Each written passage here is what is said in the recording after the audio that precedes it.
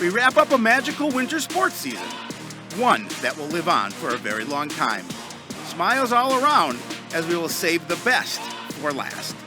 Coach Scholl, very excited to be on CTN. And Coach O, he's always fired up. Let's make memories. Sports Night is next.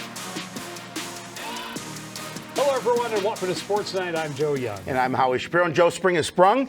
But before But before we can get talking, even thinking about that, we've got a season to wrap up. Yeah, we do. And it was such a great winter sports season, really across the board, of course, highlighted by the boys basketball team's trip to state. First time in 41 years, only the second time in school history. So, and while it didn't go the way they wanted to, it was so cool that they made it that far. It was amazing the way they made it. And, you know, we talked about it. We got a chance to go to the banquet the other night, and we talked about, you know, obviously not the way the season ended, but when you take a step back, it was so magical. It was, and we hope that it's just the first of many, and the trend will continue. We're going to start there by recapping the state tournament games, and then we will get into reviews of all the winter season.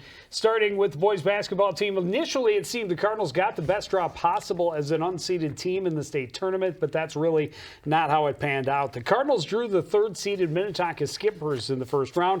They seemed less formidable than the top two seeds from Wayzata and Park Center, but the Skippers got hot at the right time. It was so cool to see these guys playing on the Target Center floor, but after jumping to an early 4-1 lead, Minnetonka started to take over. Just so many weapons. Grayson Uhlman's three-pointer tied the game at 4. He was one of two Skippers with a game-high 19. Cardinals trying to fight their way back into this one. Jerry Freeman with a great look to Tony Belpedio slashing to the lane. Still a 2-point game at that point. Then Minnetonka starts scoring in bunches. Caden Wells pokes this one away from TPT, goes in for the dunk. Part of a 17-2 run that put the Skippers in front comfortably. Cardinals couldn't find any rhythm on offense because Taka's defense was tight. Issa El Amin with the steal, and he had a pretty finish at the basket. Skippers up 25-8. Cardinals not backing down from the challenge. Jackson Young draws the defense, feeds Kenny Jones in the lane. Jones led the Cardinals with 6 points. Another pretty passing play. Jerry Freeman and Jason Russ working the give and go for 2. Jerry was one of 4 Cardinals that had 5 points in the game. Late in the first half, Jerry Freeman slashing to the lane and dishing to Connor Jordan underneath. Minnetonka still up 44-19 at the break. It didn't get better in the second. Skippers pushed the lead to 35 before the midway point. Another nice passing play here to get 2 more for Jordan underneath. But it was really all academic in the second. The Skippers stifling on defense. Kane with another steal right there. And he will run up and fire down another dunk en route to their 4th state title, the first since 2008. Well, the competition, it didn't get any easier in the consolation bracket. On Thursday, the Cardinals went up against second-seed conference rival Park Center at Concordia University. The award-winning Coon Rapids band was there to help set the mood for the squad. And the Cardinals once again get a good start against a much higher opponent. Jackson Young battling down low, finally able to get this one to go. Coon Rapids has the very early lead. They shot their turnaround. And for the first few minutes, they were taking it to the Pirates. Jerry Freeman drives deep, then kicks back to Parker Stoll for the 3. That put the Cards on top by a score of 11-4. But once these Pirates start rolling, they are very hard to stop. Ari Gooch going to take this one right at the defense. He gets the basket and the foul, and Park Center takes its first lead of the game. Cardinals trailed the rest of the way, but had a much better game offensively than they did against Tonka. Jerry Freeman taking it right down the middle for the basket, the bump. He had 15 against Park Center. Jackson Young has been stellar all season, and he was back to form in this one, creating some room for himself and then hitting the jump shot. But Park Center finishes the first strong. On the break, Gooch, the alley-oop to Cash Chavis. Cash was money, and he gets the Pirates back to the break, up by 20. And they pick up where they left off in the second. This time it's Chavis to Gooch on the alley-oop. Gooch had a game-high 30 points. The Cardinals, they never really challenge the lead, but they don't back down either. Nice passing play. Freeman to TPT to Tony Belpedio for the finish. There you see Tony underneath getting the bucket. But in the end, it's all PC. Great example here, big block, quick outlet. Jackson Folks all alone behind the defense. Pirates run away with it and win in running time by a score of 90-54. Yeah, it's, again, not the way they wanted it to end, but pretty amazing what they did accomplish and to get there. And we talked about it, when the boys were in on our last show, that, when they got that first section win 7 years ago, it kind of started a trend. They've been building to this point. They took a huge step this year. Can the program produce more guys? I remember when that team with Sam left, we didn't know that they'd be able to get to that level again. And then when the first section championship team, the runner-up team, how do they replace that? I don't know if they can replace that, but they've been able to do it, and now they've been to state. Yeah, one quick thing that kind of capitalizes the season for me is that we were doing the game at Concordia. The Cardinals were taking the ball out. Jackson Young was taking the ball right by where we were. He looked to his left a little bit, saw us, smiled, waved, cool, calm, and collected. That's kind of how the season was for Coon Rapids. It was a whole lot of fun. The playoff run and really the whole season, just an amazing ride for this team, and they made memories that will definitely last a lifetime. This was a senior-dominated squad, and they were determined to bounce back after a disappointing season last year by making a statement and creating a legacy. When the season started, nobody expected much from the Cardinals. Nobody except the Cardinals themselves, of course. The Cardinals started the season 6-3, including a dominant win over section rival Cambridge Isani and an overtime loss at Forest Lake. They traded wins with losses the rest of the way, staying at or near 500 for the entire schedule. It was their depth that really made the difference, with so many guys able to step up and contribute at any time. Cardinals were able to stay consistent despite some key injuries. The Cardinals didn't win more than 2 in a row until the very end. They finished the regular season with back-to-back wins over Sartell and Anoka, and the victory over the Tornadoes helped secure the second seed for sections. They won an unbelievable shootout in the quarterfinal against Centennial.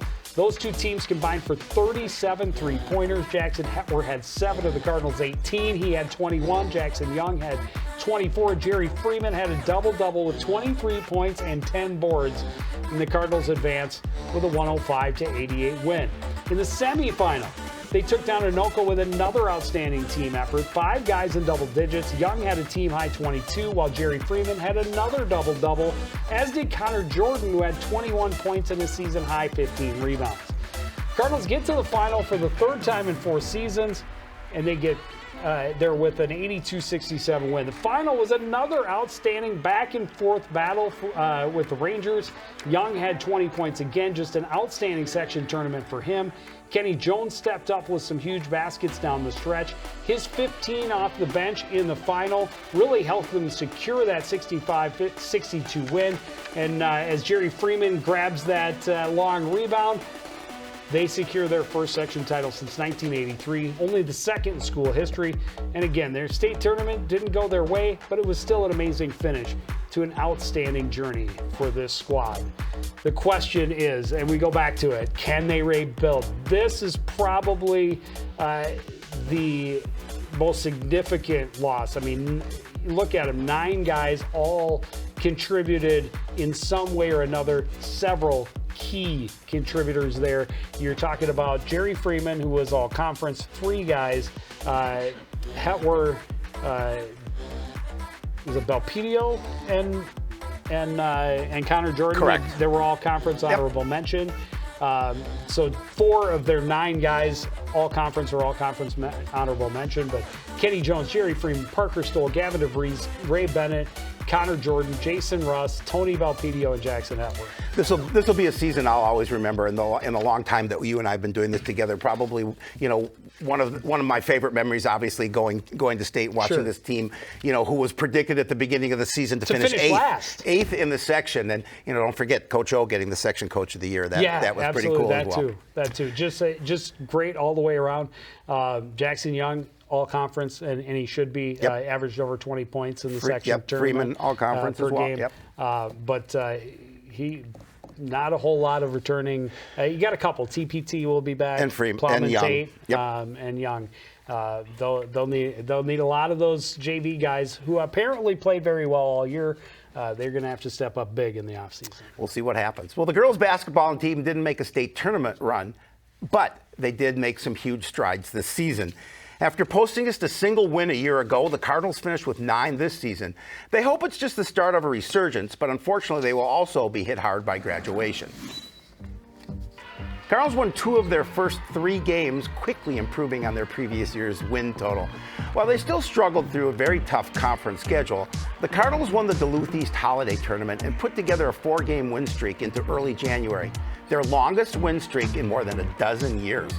The Cards had 3 wins in conference play over Spring Lake Park, Park Center, and Armstrong, which kept them out of the Northwest Suburban Cellar. They lost the last 6 games of the regular season, and while they had hoped that dropping to Class 3A would give them a chance in the playoffs, they lost to Fridley in the first round, ending their season. Still, their 9-18 record is the best for a Cardinal squad since the 2017-18 season. The Cardinals were led by a great group of seniors, including 6 of their top 7 scorers. They had a couple of additions that were key contributors. Helen Ben led the team with more than 21 points and almost 10 rebounds per game, and Jada Gaskins was second in scoring with just under 11 points per game. Captains Casey Beck and Kaylee Bierman were big night in and night out as well. There are a total of 8 seniors on the roster. The good news is they have a group of sophomores who got some great experience and are already battle-tested. Kaylin Green's scoring dropped a little from her freshman campaign, but she led the team in assists as a sophomore, and her classmates Aaliyah Graham and Jakaya Palmer stepped in and played some critical minutes, especially later in the season.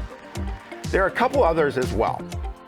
So while they lose a lot to the graduation, the girls have come back as veterans to lead the program over the next couple of seasons. Yeah, it was kind of cool as you look at this at the seniors: Sophia Smith, Jada Gaskins, Helen Ben, Monica Toffee, Casey Beck, Persia Glenn, Ashley Flynn, and Kaylee Bierman. And much like the boys, all several key contributors. Everybody pitched in a little at some point or another. But one of the cool things in their section loss late in the game, Coach Bierman put the 5 sophomores out there together with Chloe Porish. And I'm missing one, but putting myself on the spot. But it was cool to see all 5. So they will have some experience back. But, you know, Helen Ben transferring in along with Jada Gaskins definitely was key to the success they had this season. And how do they get back there? A lot of work in the offseason. It'll be a lot of work. And unfortunately, you know, just the one season for Ben and Gaskins, and look how much they contributed in that one season. And unfortunately, it's too bad they didn't have them for a couple more years previous to that. But however, you play with who is on your squad, and you're right, some of those young players will learn to step up for the next year. Well, the boys basketball team may have been the only team to get to a state tournament, but several Cardinal individuals made it to state tournaments. We move on to the wrestling team. They had a really solid season. It ended with 3 of their leaders competing at the state tournament. It was a nice way to cap off the careers of a couple of their captains, while another gained great experience. And it was a fitting way to finish the Cardinals' first year under head coach Adam Tronson. The tradition in the Cardinals wrestling room is strong, and a big reason is the consistency from the top down. After more than a decade as an assistant, Tronson stepped up to become just the 3rd head coach in school history. His team was eager to make it a memorable first year. They returned a lot of veterans who weren't happy with their finish the year before, and they had a lot of new guys that meant they had a full lineup card every night, which was a change from the previous season. As a team, they finished just above 500, but that's a step in the right direction. They will lose some key big pieces, 9 seniors, including 3-year captains Carter Stradsky and Kenny Wells, who both made it to state this season. Stradsky finished with 39 wins this year and 115 for his career, finishing top 8 in his 2nd straight state tournament. Wells suffered an injury at the end of last year, but made it to state as a senior. He had 29 wins this year and 70 in his career. The Cardinals' other 2 captains also had big years. Sophomore Jack Bridenstine posted a 36-9 record and qualified for state for the 2nd straight year. And heavyweight Hayden Skillings had 29 wins. A 4th place finish at seconds will serve as motivation for the big man to come back stronger as a senior next season. Other notables include sophomore sophomores Alex Zhang, who had 23 wins at 107 pounds, and freshman Bashi Ibradlidze, who wrestled at 9th grade state and finished 5th in the individual section tournament at the end, even though he didn't see a lot of varsity time through the bulk of the regular season. There's a long list of others who took big strides this season. The roster is chock full of underclassmen, especially freshmen and sophomores. So that is very good news for Coach Tronson. There you see the guys moving on. Carter Skradsky, Kenny Wells are going to leave some big holes. Cam Ross, Chris Lattery in that varsity lineup almost every night as well. Aiden Hollister, Charlie Medina, Ali Aljabri, Jesus Vasquez Contreras, and Maya Ruddy, the lone senior on the girls' side. I think there were 9 girls. She was the only senior. For the guys, just having the numbers back in the room was a huge step. Oh, yeah. If you remember several tournaments last season where the Cardinals were forfeiting 4 to 6 weight classes because they just didn't have the bodies to fill.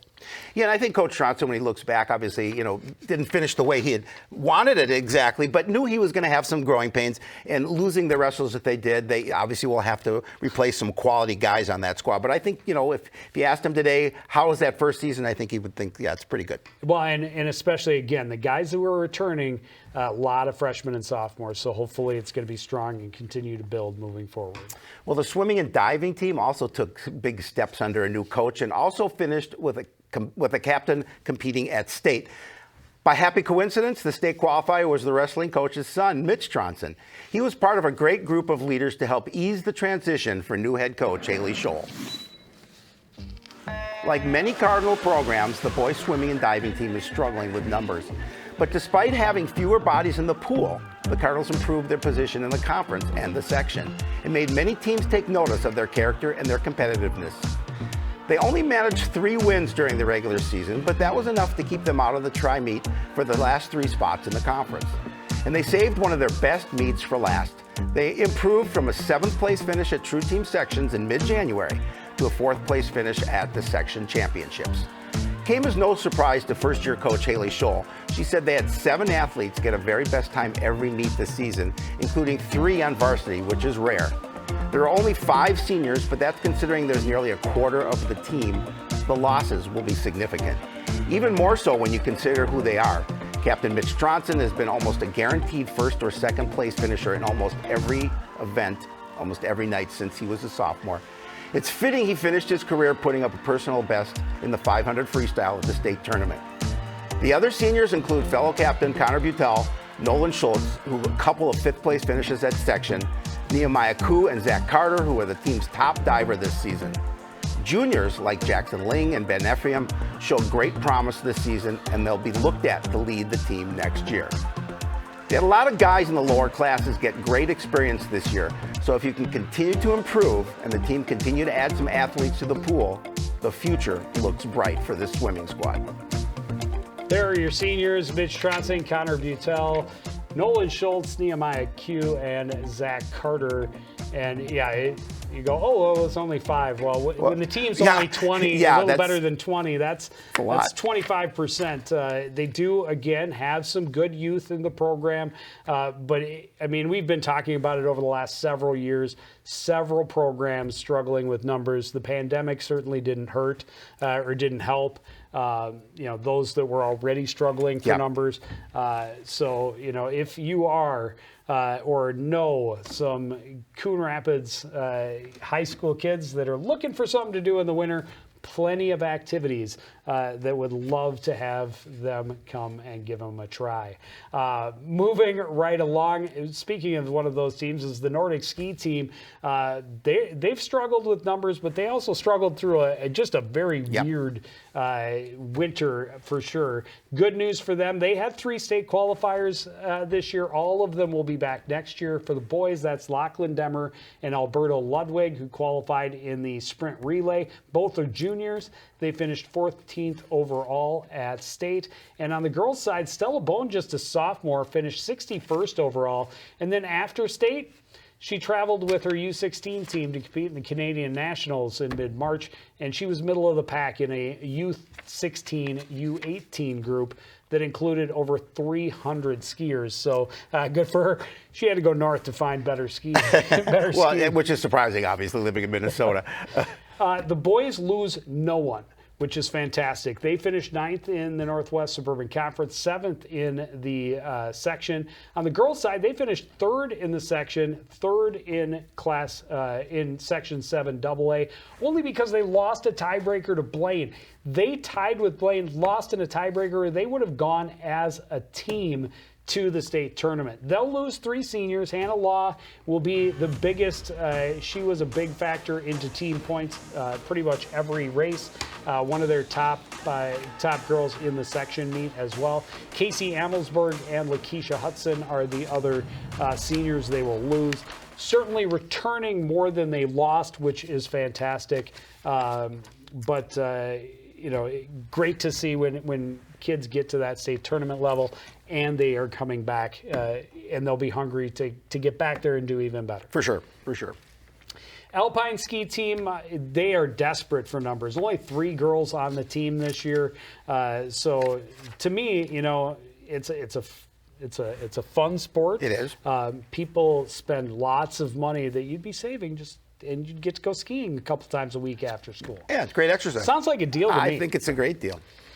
Howie, for the last several years, staying on the same theme, just fielding a team has been a success for the Cardinals gymnastics squad. A last-minute recruiting blitz helped save the season again this year, and while they still need more girls, they hope that the program is on the rise. Cardinals didn't post overly impressive numbers this season, but they did at least have enough bodies and enough talent to stay even all year and stay competitive despite some key injuries. They will once again lose some seniors that were contributors, but with a lot of newer members in the lower grade levels, they hopefully will continue to grow moving forward. In order to see those scores continue to climb, though, they'll need to improve their skills in the off-season. We talk about it in every sport. The real time to improve is from the end of your season to the start of the next. And the Cardinals, if they want to be truly competitive in this conference or section, their scores need to get up into the high 120s, even the 130s. There are some teams that are putting up 140s. I think Maple Grove put up a 140 against them, and I think again at section. It may seem a long way off considering their numbers were in the 110s to 115 range this season, but they'll return several key pieces, including Callie Barker and Angel Marshall, who were their top 2 scorers nearly every night. They have several others that made strides this year as well. Big keys, again, will be recruiting, getting more bodies, more athletes to come out, give it a try, and see if they can add to the team, and then also training in the offseason. There are your seniors, Macy English, Michaela Saha, Kaylee Rombach, and Josie Hay. Yeah, it's kind of been the theme, Joe, is just, trying to get numbers for a number of different programs and, come out, have fun for these different sports and make sure somebody can make a difference that maybe you didn't think you could. Yeah, and gymnastics, from talking to the girls at the beginning when we did the preview, they said it may seem really intimidating, but you can do some things with just very basic skills, and they'll teach you. They'll take you step by step, get you a floor routine, then get you up on the beam. They make the balance beam sound less scary. I understand it. It seems very scary to me. Not for me. But hopefully they can get some more girls out and they won't be worried going into next season. Let's hope so. Well, the boys hockey team probably will be hurt more by graduation than any other winter team at Coon Rapids. And it's not just sheer numbers, but what this group of seniors has done in their years with the program that it will be impossible to replace. When they joined the high school ranks as sophomores, the Cardinals had been winless the year before. That season, they won 10 games, and 5 of their top 7 scorers were from this group. Year 2, they went 12, 13, and 2, including the Cardinals' first section win in 20 years. And now juniors combined for well over 200 points. This season, they posted their first winning record in 20 years, finishing with an impressive record of 16 and 10. They had one of their top scoring offenses in the state all year long, averaging over 5 goals per game. They had 2 guys finish over 50 points this season, 2 more over 40, and 2 more with at least 30. That's impressive. Of the 12 players with double-digit points, 10 are seniors. Tyler Barsness led the way with the group, finishing the school career record for goals with 71, assists with 73, and points with 144. Trenton Thiessen and Eli Bowden also finished with more than 100 points in their careers, second and third in school history. And Rowan Bresnahan holds the scoring records for defensemen. We had 51 points this year to finish with 90 in his career. In all, senior class put up over 310 points.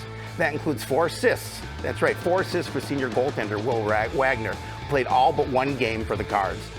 They will return junior Caden Nelson, who was third on the team in scoring for the second straight season. He had 21 goals and 47 points this year after posting 36 points in his sophomore campaign.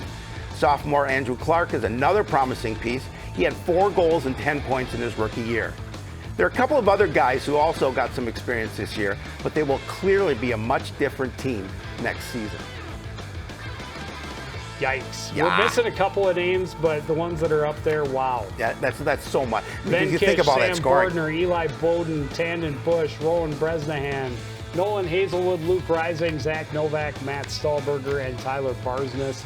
And Tristan Golan, Trenton Tyson, Gavin Spa, Will Wagner, Cal Schnavel. And there's still a couple missing. Yeah. There were a couple that I couldn't find the names, and I should have reached out to Coach to get it, but 15 of the 17. It's just unbelievable. And I knew about this group.